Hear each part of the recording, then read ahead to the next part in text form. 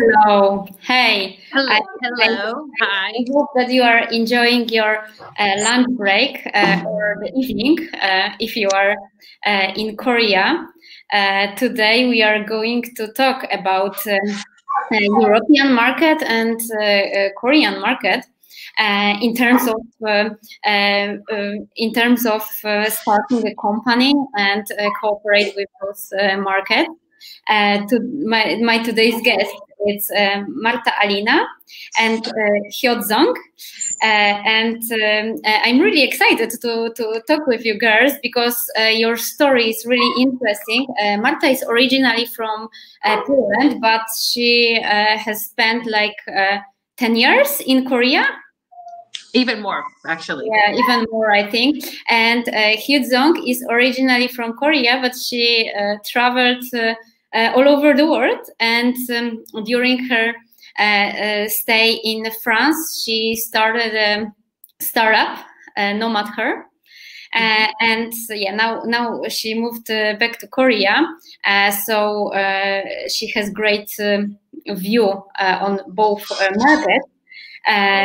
Girls, can you tell something about your impression about some right size and also some challenges that you faced in having and founding the startup in Europe and in Korea? I think Hyojeong is the best one to start because you have experiences from both France and Korea. Yes. So, hi, everyone. I'm Hyo from South Korea. Have been to 42 countries solo, including Poland. I went to Warsaw during winter season and the spring season. I think I went to twice. Loved it. So I started NomadHer during my study back in Paris in 2018, and then just came back to South Korea in April because of COVID. So I've been working for NomadHer for the past around 3 years between back in Paris and South Korea. As a South Korean, as an Asian woman, starting company in France, there are pros and cons, I would say. So, for example, I love when it comes to pros. I thought that still like Europe and Paris, because it's very concentrated market, which means that like whenever you want to go to Berlin, you can go to Berlin. Whenever you want to go to like Spain, Warsaw, or London, it's so small, Europe itself. So I always felt like it's so easy to reach out to different people in different corners of Europe itself.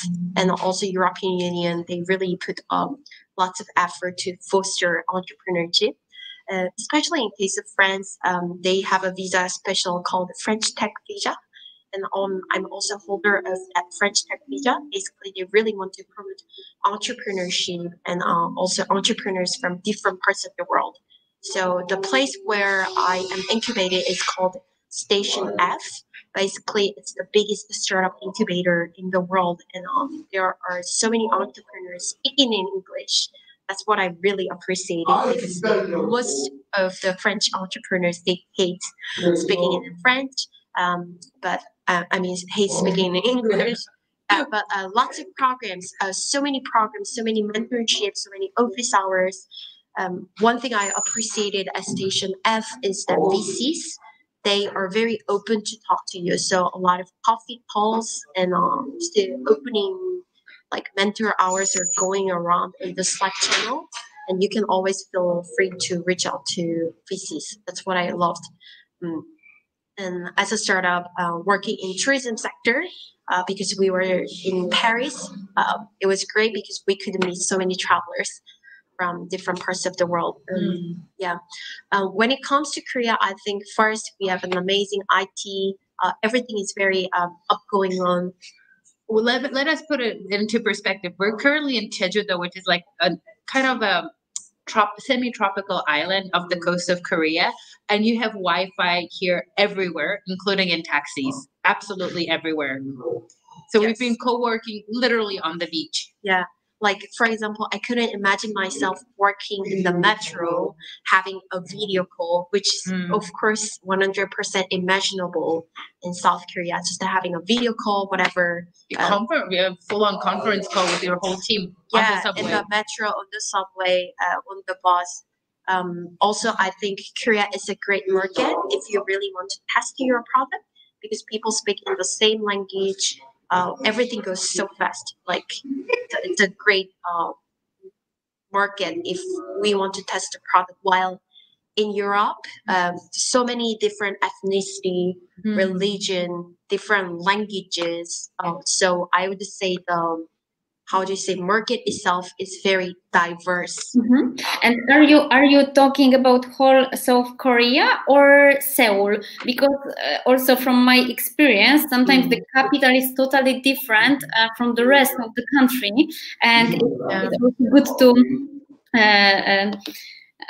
be clear. So most of you're totally right. Like, most of the Korean startup ecosystem, startup infrastructure is focused in Seoul, or exactly like the Seoul metropolitan area and Gyeonggi-do province, which surrounds the Seoul city and the surrounding areas. But to be fair, the Korean government has been making a lot of efforts to create other hubs in other cities around Korea. And actually, Hyojeong, you originally come from one of those cities. Hyojeong comes from and is sometimes based. She's traveled around Korea as well currently, but she originally comes from Busan, which is the second biggest city in Korea. Not as big of a startup scene, but they're very hungry to have more startups come from abroad, and they're more, because of that hungriness, they're much more flexible than entities in Seoul, in my humble opinion. So, but at the same time, they have less global experience. So like language barrier, cultural barrier might be more profound than, say, in Seoul. Right. Marta, your journey in Korea started from the corporate world, right? Because you used to work for Samsung. Well, kind of. So I originally came here. This time around, I came here about 12 years ago. At first as an exchange student, and then I came back as a graduate student. And after I graduated, I first joined Samsung Electronics, the biggest corporate in the world. I will just mention that on Thursday we are going to organize the Innovation Bridge Warsaw-Seoul, and we will have a chance to connect all of those words: corporate, public sector, startups words, science, art. It's what we are doing. So on Thursday you will have a chance to find out about more market, about the city ecosystem, business ecosystem, and startup ecosystem in both places, in Warsaw and in Seoul. We will also talk about effective cooperation between two countries, and we will have a chance to enjoy some presentations during startup sessions and do some network on our virtual platform, where you will have a chance to join demo table and info table. So we invite you to join us on Thursday, because when you started to talk about the corporate world, I guess that it might be slightly different than startup world in Seoul, right? Well, yes and no. So, like, I would say the first generation of startups in Korea are actually people who come from the corporate world. So a lot of like culture stuff, a lot of like management styles they brought in are very similar to the corporate world. But at the same time, there's a growing generation, like the second wave of startuppers. Like Hyo is a good example of that, of young people who have not really worked years and years in the corporate and just kind of chose this path for themselves because they wanted to be entrepreneurs. the Korean corporate world is still cautious about startups. They see the need to be interested in them, invest in them, and kind of cherish them. But at the same time, they have those kind of unhealthy habits of kind of maybe copying and abusing the startups. So the startups are also cautious about interacting with corporates as well. But there are made efforts to change that, and you can see a lot of initiatives, especially in the last year or two, from the corporate world, from the fintech world, from the financial world, from Samsung as well, from LG. So the process is slow, and I would say, like, especially compared to Poland, it's a little bit behind other countries. Oh, sorry, we're in a coffee shop here, so you might have a little bit of interesting background noises. So yeah, the process is a little bit behind Europe and Poland, but I think we're catching up, and we'll be there. We'll have a wholesome ecosystem soon-ish. Great. And can you tell more who you invited for Thursday on your side? I think I'm really excited about our speakers this Thursday. So to introduce the city of Seoul, we will have a representative of the city government's arm that actually takes care of startups, called SBA, Seoul Business Agency. They run places like Seoul Startup Hub. They're behind initiatives.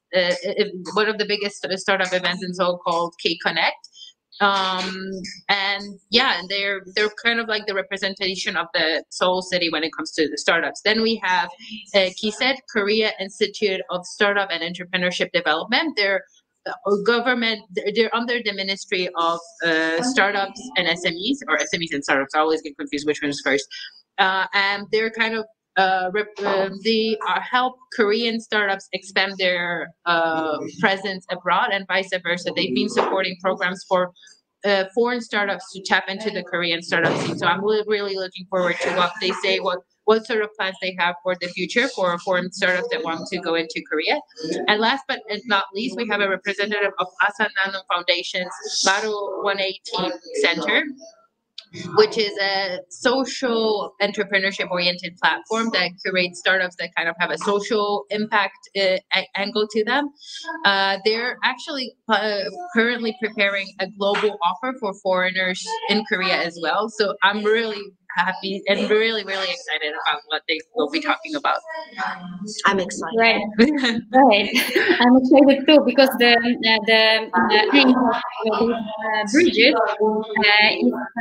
to connect cities and make it easier for expansion, for cooperation. From our side, from Warsaw, we also invited City of Warsaw, Polish investment and trade agency, and Startup Hub Poland, who is doing a great job around startups here in startup ecosystem. So I think that it will be good for really valuable connection. And Hyojeong, I have a question for you. What you would recommend to somebody who would like to set up a startup in Korea?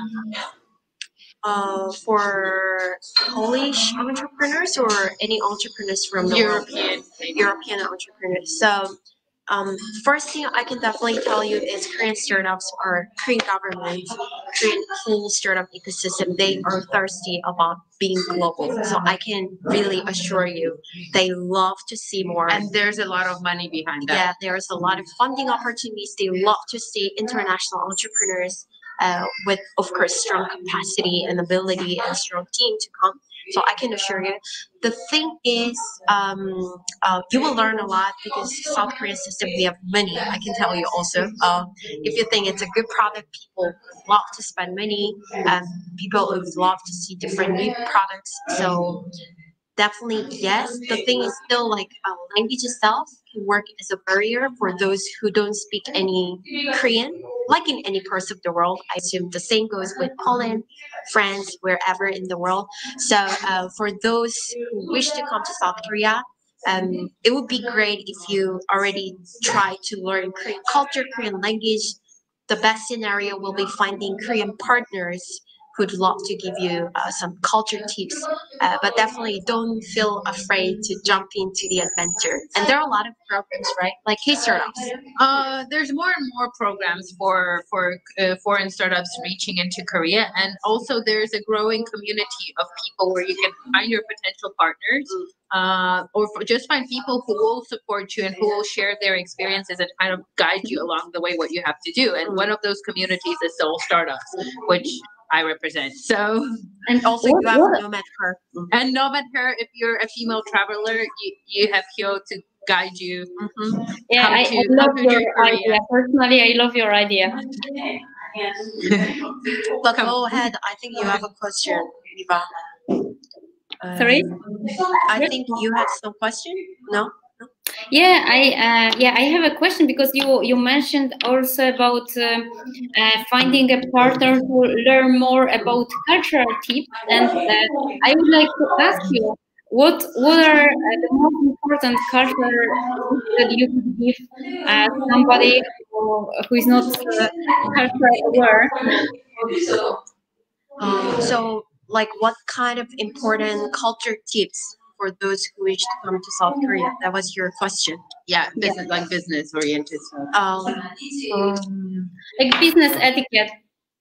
Yeah, and business ethics. Print out a lot of business cards. Nobody in Korea uses LinkedIn. They use business cards. I would say it's not only in South Korea, but also in different parts of the world.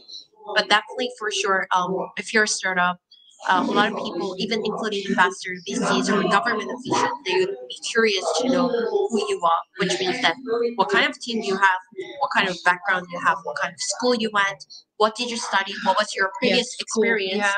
I mean, I think that's normal. Even in the US or France, people really care about what you did before, who you are, and how does it really link to what you do. So based on your story, they kind of rank you a little bit, and it can be a bit condescending, feel a bit condescending, but that's just because they have to kind of associate you with the world they know. So that's why they'll be asking you, what sort of degree do you have, what university you went to, like who have you worked with, what companies you worked with. For instance, for me, when I say that I worked in Samsung, I can see like it lights up in their eyes, because they know that because I worked in Samsung, I represent a certain social norm, as well as a certain professional norm. Or also they can kind of see that she knows Korean working culture. Yeah, well, that too. That definitely. Yeah, so I think representing and really explaining who you are well is a really key important factor. I think from my side, so a lot of government, which you may experience during our event on Thursday, a lot of government officials and like a lot of government startup organization representatives still are very uncomfortable speaking English. They understand English very well. They're just very shy and very self-conscious about speaking it. So try not to be aggressive about it with your body language and your talk, the way you talk.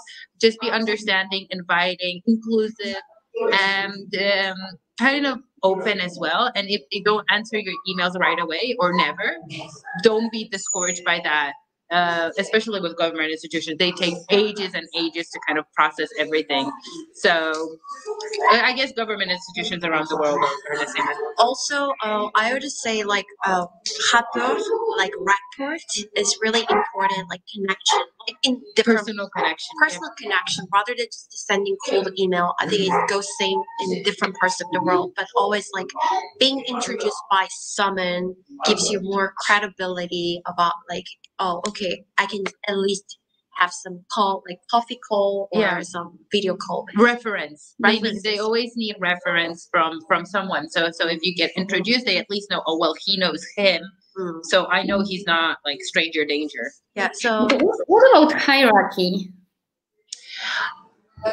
So it depends which I guess ecosystem player you're talking about. Obviously, it's much more fierce. Hierarchy is a big deal in government institutions and corporates, but in startups, to be fair, at the beginning, like in the first wave of entrepreneurship, yes, like I said, the entrepreneurs were pretty much copying what they learned from corporate. So their hierarchy was really severe. But nowadays, people like Hyo and like the young generation, they have a pretty horizontal organizational structure. and it's much more chill. So if your partner, if the person you're talking to represents a younger generation of entrepreneurs, it's pretty much, I would say, global, westernized, pretty much flat structure. When it's someone older, yeah, you have to kind of prepare to face the hierarchy and, be respectful to your elders and, behave yourself and things like that. Yeah, but for example, in my team, our designer, he's 10 years older than me, but that doesn't really like. Yeah, that's true. That depends on the person. So there's really cool people all age groups everywhere. Great. I'm really excited about Thursday because we will find out more, and we are going to start at 10 a.m.